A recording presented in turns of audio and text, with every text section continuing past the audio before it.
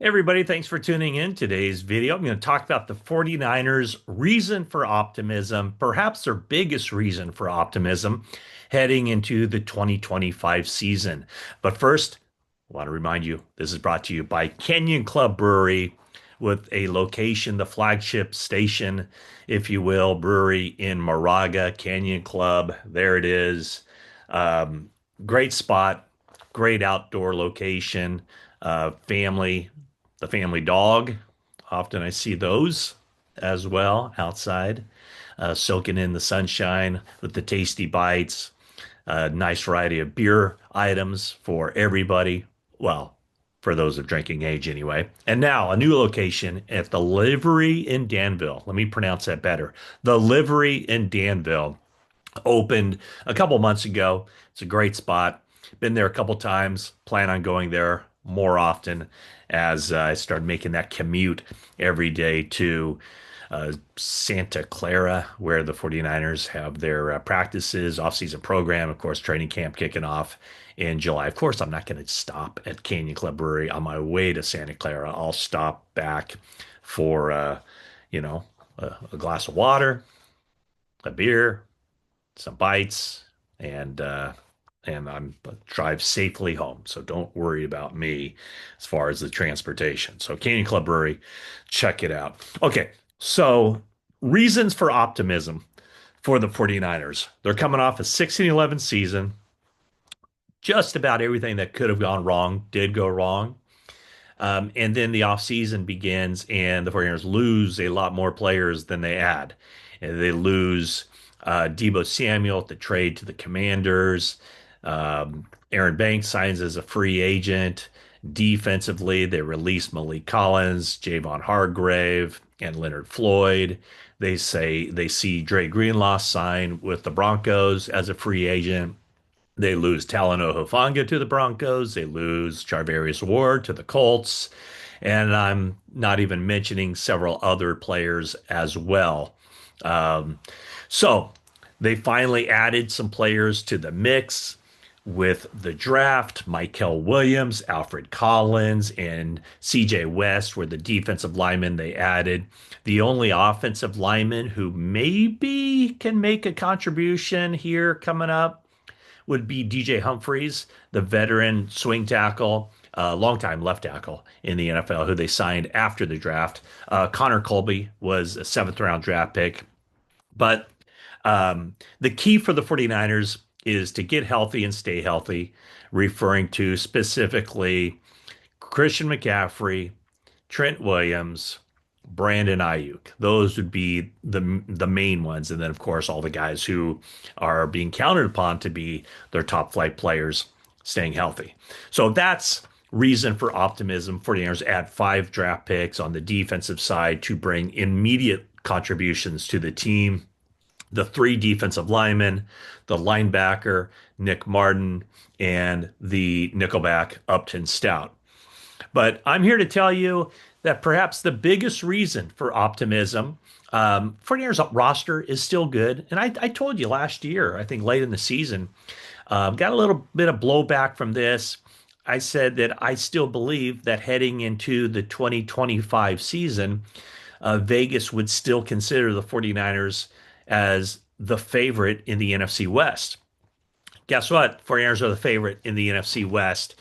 And right now, Vegas has put their win total, the over under, at 10.5 wins. And that is compared to the Rams at 9.5, Seattle 7.5, on the Cardinals 8.5. So also, Sharp Football Analysis, they ranked the strength of schedule heading into the 2025 season. And this was not based on last year's records. This is based on what Vegas has as the win-loss total, the over-under for win-loss total. And so based on that, the 49ers have the easiest strength of schedule in the NFL, followed by the New England Patriots, New Orleans Saints, Atlanta Falcons, and Buffalo Bills. So who don't you see on that list? You don't see any other team in the NFC West other than the 49ers. And just to kind of bring this into focus a little bit about where the 49ers and the Rams and the Cardinals and the Seahawks, they all play the same schedule except for three games. And so these three games, and it's games against the NFC North, NFC East, and AFC North, those particular opponents are based on where the team finishes in the schedule, in the standings from last year. So, in other words, the first place team, the Rams, will play the first place team in each of those divisions, while the 49ers play the last place team in each of those divisions. And by the way, the schedule will come out on May 14th. And so in next week, we'll find out the dates, the times, the networks, the primetime games, all of that.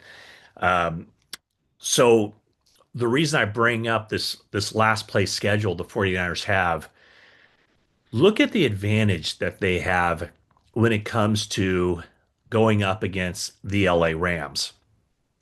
The LA Rams, and by the way, uh, all the NFC West teams play the NFC South and the AFC South, arguably, or maybe inarguably, the two weakest divisions in all of football. So the 49ers, Rams, Seahawks, Cardinals, they play every team in the NFC South and the AFC South. Obviously, they also play each team in their own division twice. But just to kind of put into focus how the 49ers have an advantage on the schedule this year, playing a last place schedule, here are the teams the Rams face as part of their three games that are determined by where they finished in the standings a year ago and where the other teams finished in the standings. The Rams will play Detroit, Philadelphia, and Baltimore.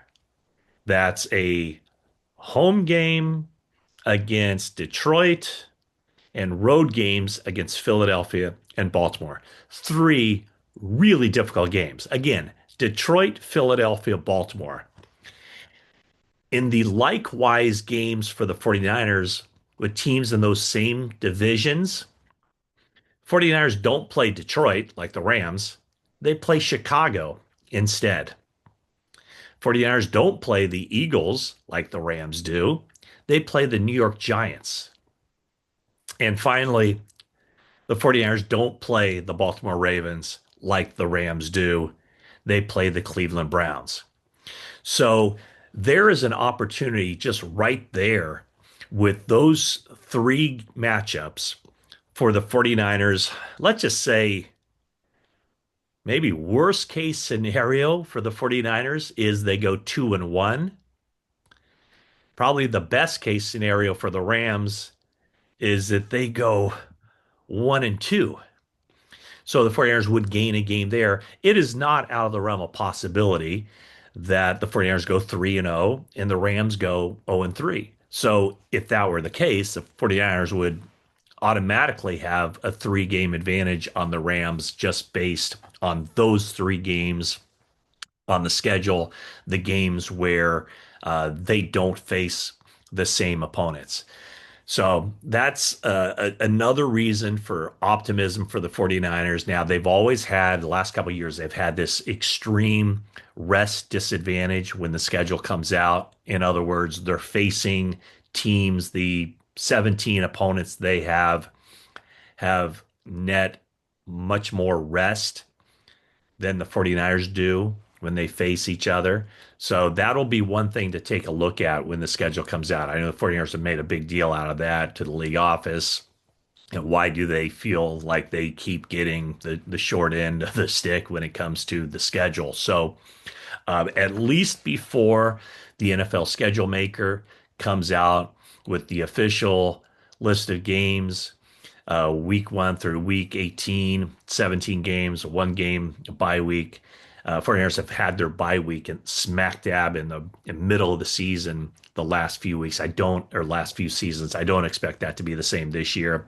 it'll be staggered, I'm sure, either a little bit toward the early side or a little bit toward the late side. But you can see where the 49ers head into the announcement of the 2025 NFL regular season schedule with a built-in advantage, um, playing.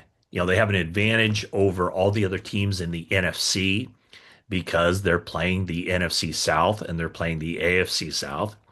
And then the 49ers have a built-in advantage of going up against the other teams in the NFC West just because they're playing the last place schedule.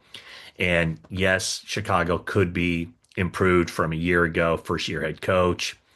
Giants, I'm not sure they're going to be all that improved from a year ago. And Cleveland, not sure they're going to be all that improved from a year ago. So you can see where the 49ers, the schedule lines up pretty well for them. So, in addition to guys getting healthy, 49ers having some upgrades on defense, we'll see where they are as far as how those pieces fit together with Robert Saleh coming back. We'll see how the offensive line holds up. We'll see what happens with Brock Purdy and how he performs this season with some new faces on the offensive side. And all those things will obviously uh, be major markers when it comes to how the 49ers stack up this season. But just on paper, looking at it, 49ers do have that advantage of having what appears to be at this point a very favorable schedule working to their advantage. All right, thanks for watching this video. Please comment. Love to hear what you have to say on this topic. Give me a big thumbs up. And also, if you haven't already, please subscribe. And folks, that is it for now.